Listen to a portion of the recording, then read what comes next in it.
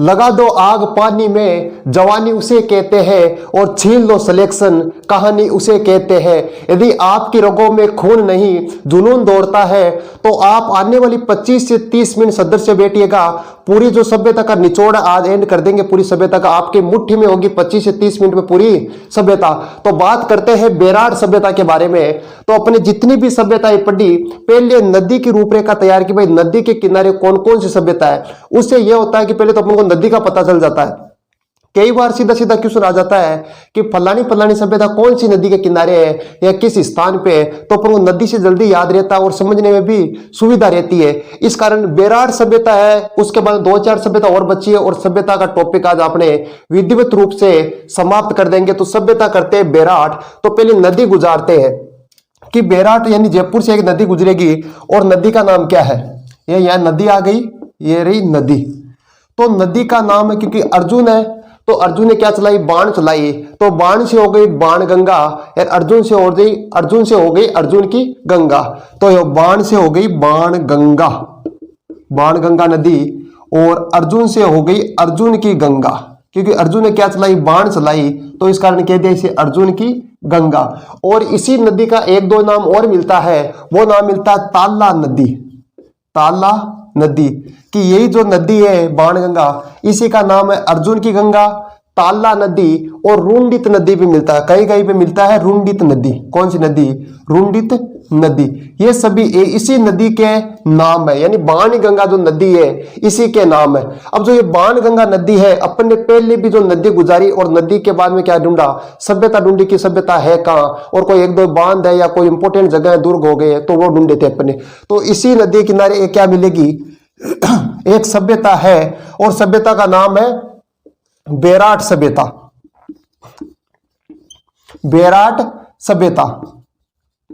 यह हो गई बेराट सभ्यता।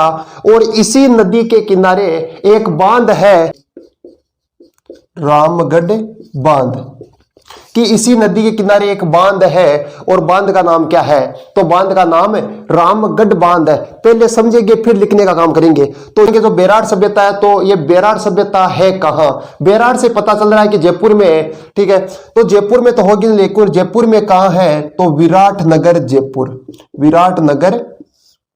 जयपुर, यह है विराटनगर जयपुर में। अब जो विराटनगर है, तो ये सुना हुआ लगता है कि विराटनगर कहीं ना कहीं तो पढ़ा अपन ने, पढ़ा जरूर है। वो पढ़ा है मत्स्य जनपद की राजधानी है विराटनगर। किसकी राजधानी है, मत्स्य जनपद की राजधानी, मत्स्य जनपद की जो मत्स्य जनपद है उसकी राजधानी क्या है, विराटनगर है। ये हो गई मत्स्य जनपद की राजधानी, ठीक है। ये विराटनगर वही विराटनगर है जिसने राजा विराट ने बसाया था। किसने बसाया, ये वही विराटनगर है जिसे राजा विराट ने बसाया। किसने बसाया, राजा विराट।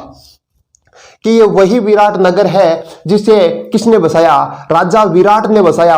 ये राजा विराट वही है जिसने महाभारत युद्ध में किसका सहयोग किया, पांडवों का सहयोग किया। किसका सहयोग किया, यानी महाभारत में पांडवों का सहयोग किया। महाभारत में पांडवों का क्या किया, सहयोग किया। ये वही विराट राजा है, ठीक है। अब आता है कि जो विराटनगर है, इसी विराटनगर में पांडवों ने क्या गुजारा, अज्ञातवास गुजारा। क्या गुजारा, अज्ञातवास। ये वही विराटनगर है जहां पांडवों ने क्या गुजारा, अज्ञातवास गुजारा। ये हो गया विराटनगर, ठीक है। ये तो रूपरेखा हुई है। अभी तो बाणगंगा नदी है, नदी के किनारे एक सभ्यता है, सभ्यता का नाम बेराट सभ्यता है। और इसी नदी के किनारे एक बांध भी है, बांध ध्यान में रखना। कौन सा बांध है, रामगढ़ बांध है। रामगढ़ बांध है कहां, तो यह भी कहां है, जयपुर में है। तो जो ये नदी बहती है बाणगंगा नदी, ये 3 जिलों से होकर गुजरती है। पहले बात किया अपन ने जयपुर, दूसरा हो गया दौसा, तीसरा हो गया भरतपुर।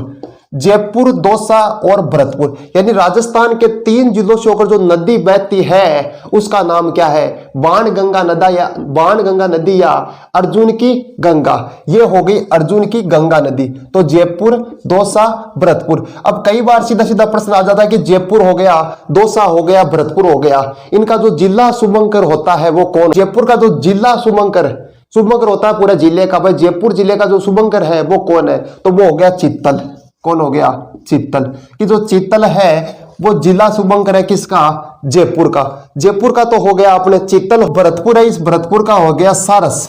क्या हो गया, भरतपुर। यानी जो साइबेरियन सारस के लिए जो प्रसिद्ध है वो हो गया भरतपुर, यानी भरतपुर का हो गया सारस। अब बचता है दौसा, तो दौसा का क्या है, इसका है खरगोश। क्या है, खरगोश है, ये हो गया खरगोश। यानी जयपुर, दौसा, भरतपुर, इनसे नदी बहती है, बाणगंगा नदी कह दो या अर्जुन की गंगा नदी कह दो। तो जो जयपुर है, तो जयपुर जिले का जो शुभंकर है वो कौन है। कई बार आता है, सीधा सीधा क्वेश्चन आ जाता है कि जयपुर जिले का शुभंकर कौन है, या ऑप्शन दे दिया जाता है 4, निम्न में से कौन सा, 3 तो हो गया, एक अलग और दे दिया जाता है, जैसे एक और दिया चीता दे दिया कि बताओ निम्न में से कौन सा जयपुर का जिला शुभंकर है या जिला शुभंकर नहीं है। तो ये हो गया जयपुर। जयपुर का तो जिला शुभंकर आता है चित्तल, और जो दौसा है, दौसा का कौन आता है, तो दौसा का आता है खरगोश। क्या आता है, खरगोश आता है। और भरतपुर का कौन आता है, सारस आता है। यानी सभी जिलों के बारे में लिखा देंगे शुभंकर, लेकिन जैसे जैसे 1-2 जिले आएंगे वैसे वैसे लिखाते चलेंगे, तो पूरे साथ एक साथ बाहर नहीं होगा, अपन को पूरे भी याद हो जाएंगे। तो ये हो गया जिला शुभंकर। अब बात करते हैं जो बेराट सभ्यता है, तो इसका उत्खनन किसने किया, यानी इसका जो खुदाई का काम कर रहा है वो किसने किया। तो अपन बात करते हैं सबसे पहले उत्खनन, सबसे पहले किसने किया, 1910, सबसे पहले 1910 से डॉक्टर भंडारकर ने किया। किसने किया, डीआर भंडारकर, डीआर भंडारकर ने किया। दूसरा उत्खनन किसने किया, तो 1936, 1936, 1936 में किया दयाराम साहनी ने, दयाराम साहनी, 1936 में किया दयाराम साहनी ने। तीसरी बार किसने किया, यानी अंतिम, 1961 या 1962, 1961 या 1962 में उत्खनन किसने किया, तो कैलाश दीक्षित, कैलाश दीक्षित, कैलाश दीक्षित ने किया।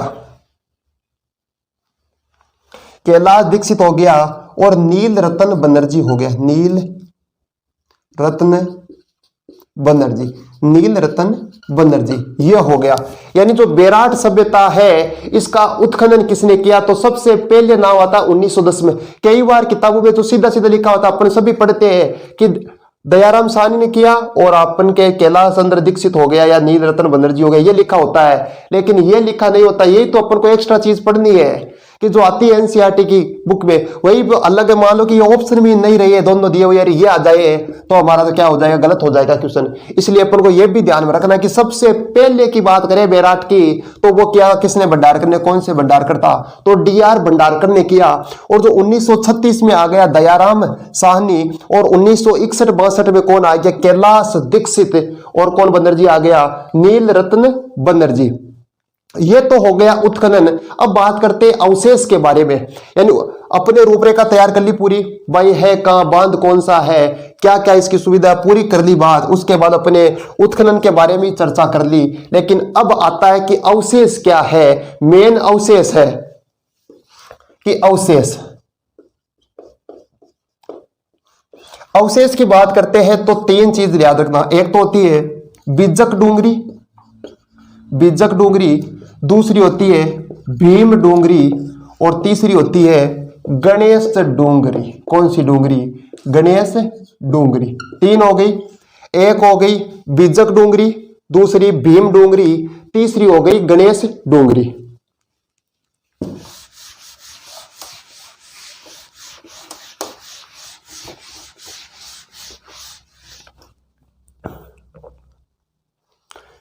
ये हो गई बिजक डूंगरी, बिजक डूंगरी, भीम डूंगरी, गणेश डूंगरी, तीनों के बारे में बात करना है। तो जो बिजक डूंगरी है, एक अपन के भीम डूंगरी आ गई, इनमें 2 शिलालेख मिलते हैं। शिलालेख का नाम है भाबरू शिलालेख। कौन सा शिलालेख, या तो मिलता है भाबरू शिलालेख प्रथम, या द्वितीय मिलता है जो गणेश डूंगरी है, या अकबर के काल का एक क्या मिलता है, जैन मंदिर मिलता है। कि 2 में तो क्या मिलता है, शिलालेख मिलता है। सीधा लिख देते हैं कि 2 में मिल गए शिलालेख, ठीक है, 2 में तो मिल गए शिलालेख, तथा इसमें मिल गया एक मंदिर। कि 2 में शिलालेख, 1 में मंदिर। शिलालेख कौन कौन से हो गए, बिजक की डूंगरी से मिलता है भाबरू, भाबरू शिलालेख, भाबरू शिलालेख प्रथम, कि जो बाबरू शिलालेख प्रथम मिलता है वो कहाँ मिलता है? बिज्जै की डोंगरी से मिलता है। जो बाबरू शिलालेख सेकंड मिलता है वो कौन सी डोंगरी से मिलता है? तो वो तो भीम की डोंगरी से मिलता है, कि भीम ने पहाड़ी पर क्या चलाया? गद्दा चलाया। इसी कारण इसका नाम कौन सा ताल हो गया? भीम ताल हो गया। क्या हो गया? भीम ताल हो गया, भीम ताल हो गया। और यहां पर अर्जुन ने क्या चला दी? बाण चला दी। तो बाण से कौन सी नदी आ गई? नदी आ गई। बाण से नदी आ गई, बाण गंगा। किसने चलाई बाण? अर्जुन ने चलाई, तो वो हो गई अर्जुन की गंगा। बाण गंगा कह दो या अर्जुन की गंगा कह दो, ये हो गई। अब शिलालेख है बाबरू शिलालेख प्रथम, बाबरू शिलालेख द्वितीय। कई बार क्वेश्चन आता है सीधा सीधा कि बाबरू शिलालेख का जो उत्खनन करता, जो खोज करता है वो कौन है? तो इसकी जो खोज की थी वो की थी 1837 में। किसने की थी? कौन से बर्ट ने की थी? वो की थी कैप्टन बर्ट ने। किसने की?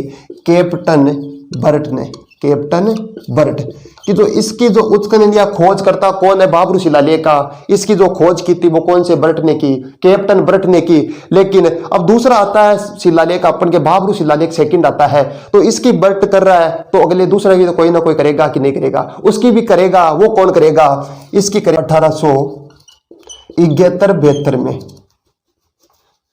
1800 इसकी कौन कर रहा है? 1871-72 में कौन कर रहा है? कार्लाइल कर रहा है। कौन कर रहा है? कार्लाइल, कार्लाइल, कार्लाइल कर रहा है। कि जो बाबरू शिलालेख प्रथम है उसकी कौन कर रहा है? कैप्टन बर्ट कर रहा है। कौन सा बर्ट कर रहा है? कैप्टन बर्ट कर रहा है बाबरू शिलालेख। कब कर रहा है? 1837 में। और जो दूसरा आता है बाबरू शिलालेख सेकंड, उसकी कौन कर रहा है? उसकी तो 1871-72 में कार्लाइल कर रहा है। कौन कर रहा है? कार्लाइल कर रहा है। ये वेरी इंपॉर्टेंट क्वेश्चन है, ये थोड़ा ध्यान में रखना। बाबरू शिलालेख प्रथम, ठीक है। और यहां से एक मंदिर मिलता है, मंदिर का नाम कौन सा है? जैन मंदिर। कौन सा मंदिर है? जैन मंदिर। यहां से जैन मंदिर मिलता है, वो भी कौन से काल का? अकबर के काल का जैन मंदिर मिलता है।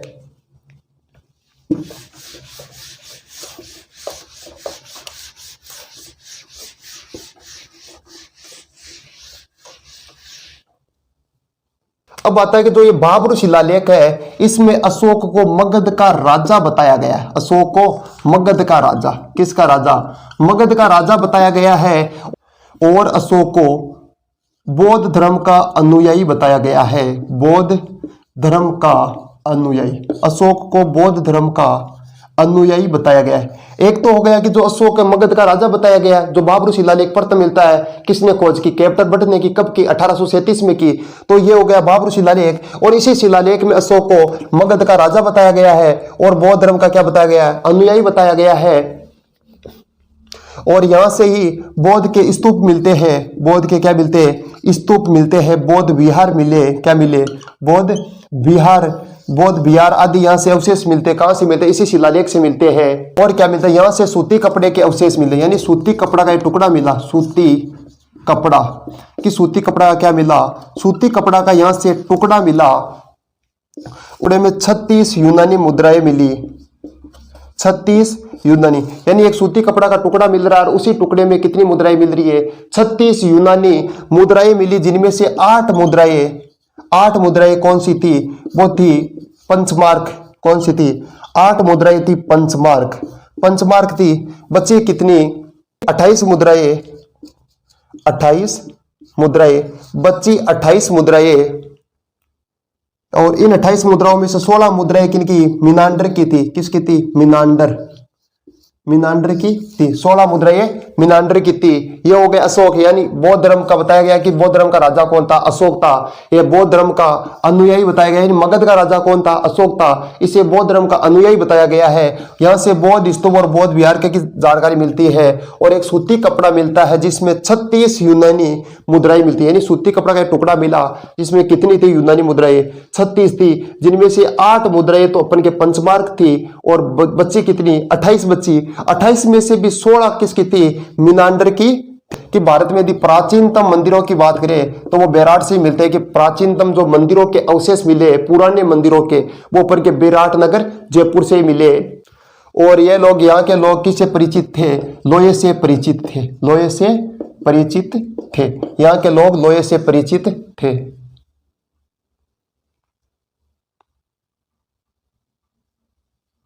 और यहां से राम सिंह सेकंड के काल का एक सोने का कलश मिला। यहां से राम सिंह सेकंड के काल का, राम सिंह सेकंड के काल का एक सोने का क्या मिलता है, कलश मिला।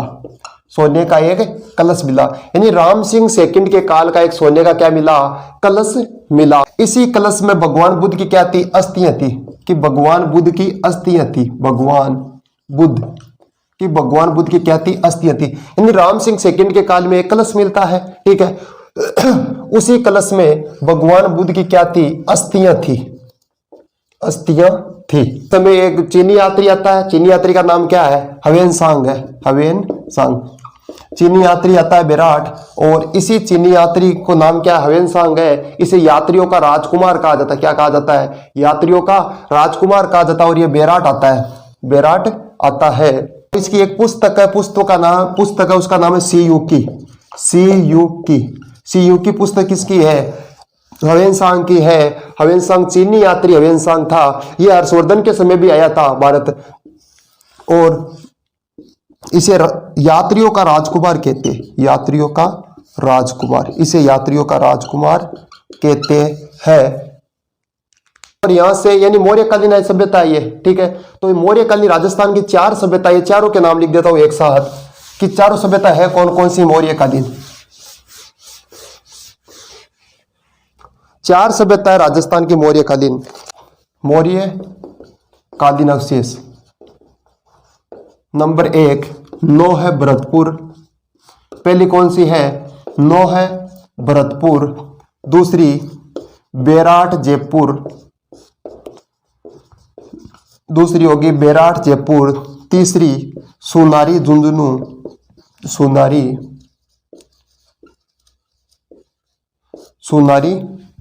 झुंझुनू। और चौथी हो गई जोधपुरा जयपुर, जोधपुरा जयपुर।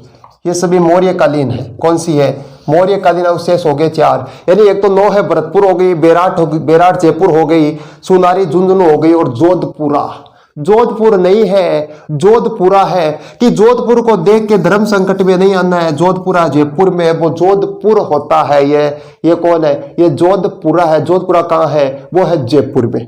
तो ये हो गई अपन की बेराट सभ्यता कंप्लीट। अब छोटी मोटी एक सभ्यता, 1 2 3 4 सभ्यताएं और है जो लिखने में ले लेंगे। 1 2 ये जैसे अपन के कोराड़ा हो गई, जैसे कोराड़ा नागौर की हो गई, सोती बीकानेर की हो गई। ये छोटी छोटी एक ही लाइन के बीच स्थान का नाम याद रखना है, और ज्यादा कुछ लिखना है चुकना है नहीं। बस एक ही साथ लिख देता हूं सभी सभ्यताओं को, जो बच्ची 1 2 छोटी छोटी। राजस्थान का नक्शा बनाकर लिख देते सभी को एक साथ ही, ठीक है। एक मिलती है बयाना से। बयाना कहां पड़ता है, बयाना है भरतपुर। बयाना कहां है, भरतपुर है। इस सभ्यता से नील की खेती के प्रमाण मिले, नील की खेती के प्रमाण, नील की खेती के प्रमाण। कि नील की खेती के प्रमाण कहां से मिलते हैं, तो वो अपन को मिलते हैं बयाना भरतपुर से मिले, और गुप्तकालीन सिक्के मिले, गुप्तकालीन सिक्के, गुप्तकालीन सिक्के मिले। यानी सबसे पहला आ गया बयाना, कहां पड़ता है, बयाना भरतपुर में पड़ता है। यहां से नील की खेती के क्या मिले, प्रमाण मिले। अगली आती है यहीं से भरतपुर से आती है एक और, नौ है भरतपुर, नौ है भरतपुर। यहां से यक्ष की मूर्ति मिली, यक्ष की मूर्ति मिली, यहां से यक्ष की मूर्ति मिली। पहली बयाना हो गई, बयाना कहां पड़ता है, भरतपुर में पड़ती है। नील की खेती के प्रमाण मिले, जबकि नौ है से यक्ष की मूर्ति मिली। अगला आता है रेड टोक, रेड टोक। रेड सभ्यता कहां है, टोक में है। से लोहे की सामग्री मिली, लोहे की सामग्री मिली, यहां से लोहे की सामग्री मिली। और रेड टोक को राजस्थान का टाटा नगर कहते हैं, राजस्थान का टाटा नगर, राजस्थान का टाटा नगर कहते हैं। कि रेड टोक में पड़ता है, जो रेड सभ्यता वो कहां है, टोक में है। और इसी रेड टोक को लोहे के लिए, यानी लोहे की सामग्री मिल रही है, इसी कारण सामग्री के कारण इसे राजस्थान का क्या कहते हैं, टाटा नगर कहते हैं। अगली सभ्यता आती है गरदड़ा बूंदी, गरदड़ा। गरदड़ा सभ्यता कहां है, तो गरदड़ा पड़ती है बूंदी में। यहां से बर्ड राइडर पेंटिंग के अवशेष मिले, कि bird rider bird rider painting के अवशेष, पेंटिंग के अवशेष। कि गर्दरा कहां पड़ती है? गर्दरा तो बूंदी में पड़ती है। यहां से किसके अवशेष मिल रहे हैं? बर्ड राइडर पेंटिंग के अवशेष मिल रहे हैं। वेरी इंपॉर्टेंट सभ्यता, ये बेस स्थान का नाम याद रखना और क्या महत्वपूर्ण है। जो इंपॉर्टेंट है वही लिखा रहा, और सभ्यता अपने पूरी विस्तार से बात की है, लेकिन जो किताबों में नहीं है और अलग से आ सकता प्रश्न या प्रश्न पूछा गया है वही तो अपन बात कर रहे हैं। तो सीधा सीधा आ गया कि बयाना कहां है? बयाना भरतपुर में पड़ती है, ज्यादा रटने की जरूरत है ही नहीं। दूसरा आता है कि यहां से नील की खेती के प्रमाण किसकी मिले? बै से बयाना, नए से नील, न आ गया, नए से किसके अवशेष मिल रहे हैं? नए से नील की खेती के अवशेष मिल रहे हैं। नौ है, नौ है कहां? भरतपुर में। नौ है, यक्ष है, नौ है, यक्ष है, नौ है, यक्ष है। तो यक्ष की मूर्ति के अवशेष कहां मिल रहे हैं? नौ है, भरतपुर से मिल रही है। रेड टोक, रेड, रेड का मतलब होता है लाल हो जाता। लोहे को गर्म करते तो कैसा हो जाता? लाल हो जाता है। तो लोहे की क्या मिले? सामग्री मिले। इसी कारण से राजस्थान का टाटा नगर कहते हैं। रटना कहां है? सीधा सीधा पड़ा है। अगला आता है गर्दड़ा। गर्दड़ा कहां पड़ता है? बूंदी में पड़ता है। बर्ड राइडर पेंटिंग के लिए गर्दड़ा, बर्ड राइडर पेंटिंग के लिए। और आता है बागोर। बागोर, बागोर कहां पड़ता है? बागोर तो भीलवाड़ा में पड़ता है। कहां पड़ता है? बागोर सभ्यता कहां है? भीलवाड़ा में। सीधी सीधी है बागोर, भीलवाड़ा। बागोर ये ब है। बागोर का है? बागोर तो भीलवाड़ा में। देश में प्रथम, देश में सबसे प्रथम यदि पशुपालन की जानकारी मिलती है तो वो कौन सी सभ्यता से मिलती है? बागोर से मिलती है। यानी देश में पशुपालन की प्रथम जानकारी, पशुपालन की यदि जानकारी मिलती है राजस्थान में सबसे पहले, तो वो कहां से मिलती है? वो तो अपन के बागोर से मिलती है। बागोर कहां है? वो तो भीलवाड़ा में आता है। चंद्रावती सिरोही, चंद्रावती, जो चंद्रावती है वो कहां पड़ती है? वो तो सिरोही में। चंद्रावती जो सभ्यता है वो कहां है? वो तो सिरोही में। चंद्रावती, चंद्र, चंद्र कौन हो गए? भगवान हो गए। चंद्र भगवान हो गए तो भगवान का मतलब हो गया यहां से हजारों मंदिरों के अवशेष मिले। किसके मिले? हजारों मंदिरों के अवशेष मिले। हजारों मंदिरों के अवशेष, मंदिरों के अवशेष। यहां से हजारों मंदिरों के क्या मिल रहे हैं? अवशेष मिल रहे हैं। ये सीधा सीधा हो गया चंद्र। चंद्र कौन हो गए? भगवान चंद्र हो गए। सूर्य चंद्रमा भगवान हो गए। तो भगवान का मतलब यहां से मंदिर मिल रहे हैं। हजारों मंदिरों के क्या मिल रहे हैं? अवशेष मिल रहे हैं। ये हो गया चंद्रावती सिरोही। और आता है जैसलमेर। जैसलमेर में आता है ओला। ओला कहां है? ओला तो जैसलमेर में। ओला कहां है? ओला जैसलमेर में। जैसलमेर में तो जैसलमेर पत्थर ही पत्थर है। तो पत्थर होंगे तो पत्थर के तो हथियार बनाएंगे। हथियार क्या बनाएंगे? कुल्हाड़ी बनाएंगे। तो जैसलमेर में ओला है, यहां से पत्थर की कुल्हाड़ी मिली। पत्थरों की कुल्हाड़ी, पत्थरों की क्या मिलती है? कुल्हाड़ी मिलती है।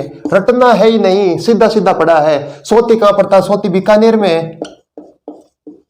सोती ये हो गया BKN, बीकानेर हो गया सोती। नागौर पड़ता है कुराड़ा नागौर, कुराड़ा नागौर। औजारों की नगरी कहा जाता है, कहा जाता है औजारों की नगरी।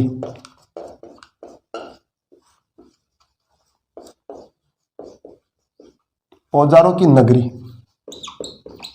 ये हो गया। आलो सभ्यता कंप्लीट हो गई पूरी।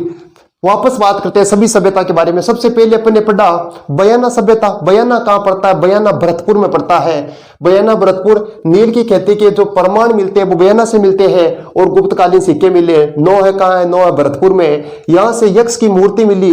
रेड कहां है? टोंक में। रेड क्या हो जाता है? लोहा हो जाता है गर्म। लोहे को गर्म करते हैं तो लाल हो जाता है। रेड का मतलब हो गया लाल, कि रेड हो जाता कौन हो जाता? लोहा हो जाता है। तो यहां से लोहे की सामग्री मिली। लोहे की सामग्री मिली, इसी कारण से राजस्थान का टाटा नगर कहते हैं। रटना है कहां? सीधा सीधा पड़ा है। अगला है गर्दड़ा। गर्दड़ा यानी गर्दर कहां पड़ रही है? जो पक्षी हो जाए वो गर्दर उड़ा रही है। क्या उड़ा रही है? गर्दर उड़ा रही है। तो पक्षी से याद रखो गर्दड़ा पक्षी। यानी बर्ड राइडर जो पेंटिंग मिलते हैं, जो पेंटिंग के जो अवशेष मिल रहे हैं वो गर्दरा बूंदी से मिल रहे हैं। अगला आता है बागौर भीलवाड़ा में। कौन सा आता है? बागौर भीलवाड़ा में आता है। यहां से देश में पशुपालन की प्रथम जानकारी मिल रही है, अवशेष मिल रहे हैं। एक की बात है। अगला आता है चंद्रावती सिरोही। कौन सा आता है? चंद्रावती सिरोही आता है। चंद्रावती सिरोही, चंद्र हो गए भगवान, यानी हजारों मंदिरों के क्या मिल रहे हैं? अवशेष मिल रहे हैं। ओला जैसलमेर में है। जैसलमेर में पत्थर ज्यादा है तो हथियार भी पत्थरों के बनाएंगे। तो यहां से पत्थर की क्या मिलती है? कुल्हाड़ी मिलती है। सोती बीकानेर पड़ता है। कुराड़ा हमारा जो नागौर है ही, तो इसे ही तो औजारों की नगरी कहते हैं। ये हो गई सभ्यता। रटने की जरूरत है ही नहीं।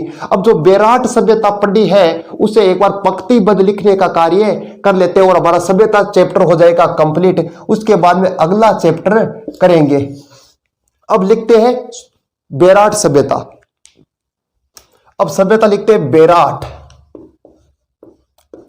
बेराट सभ्यता। सबसे पहला आता है कि विराट सभ्यता है कहां, तो ये हो गई विराटनगर जयपुर, विराटनगर जयपुर। विराटनगर जयपुर हो गई। जो विराटनगर है इसको किसने बसाया, राजा विराट ने बसाया, राजा विराट ने बसाया, राजा विराट ने बसाया। और यही विराटनगर में पांडवों ने अज्ञातवास गुजारा, पांडवों ने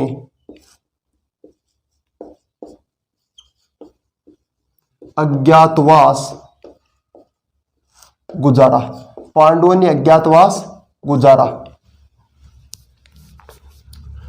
और यही विराटनगर मत्स्य जनपद की क्या है, राजधानी है, मत्स्य जनपद, मत्स्य जनपद की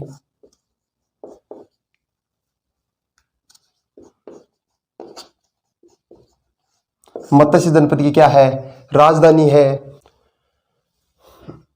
अब आता है कि इसकी सभ्यता का उत्खनन किसने किया, उत्खनन। तो सबसे पहले उत्खनन किया था 1910 में डी.आर. भंडारकर ने, डी.आर. भंडारकर, सबसे पहले उत्खनन किया था डी.आर. भंडारकर ने। दूसरा किसने किया, 1936 में दयाराम साहनी। तीसरा आ गया 1962 नील रत्न बनर्जी।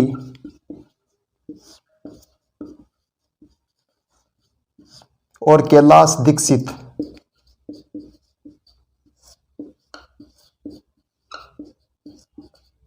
कैलाश दीक्षित। और इस सभ्यता के किनारे नदी कौन सी है, तो नदी हो गई बाणगंगा, बाणगंगा नदी। इसे ही अर्जुन की गंगा, अर्जुन की गंगा या ताला नदी, ताला नदी या रुंडित नदी कहते हैं, रुंडित नदी, रुंडित नदी कहते हैं। इसी नदी के किनारे एक बांध है, बांध का नाम है रामगढ़ बांध, रामगढ़ बांध कहाँ है, यह हो गया जयपुर। अपने राजस्थान की पूरी सभ्यताओं के बारे में बात कर ली, बेराट कर ली, 5 साल पहले कर ली, पूरी सभ्यता हो गई कंप्लीट। अब आगे का टॉपिक कोई सा भी वो उठा लेंगे और उसके बाद आगे की चर्चा और करेंगे राजस्थान के जीके के बारे में। तब तक के लिए सभी साथियों को नमस्कार और जय हिंद।